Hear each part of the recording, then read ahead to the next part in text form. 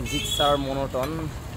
আজকে আমরা একটা জিক্সার মোনোটন বাইকের ফুল সার্ভিস করব। তো আমরা বডি পার্টসগুলো সব সুন্দর করে আগে আলাদা করে ধুয়ে নিব, এরপরে আমরা চ্যাসিসটা পরিষ্কার করব আর বেসিক কিছু কাজ করব।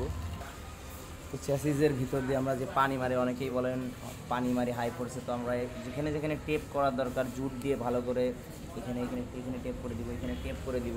তো বডিটার অবস্থা দেখাচ্ছি, এরপরে আমরা সেটিংয়ে যাব।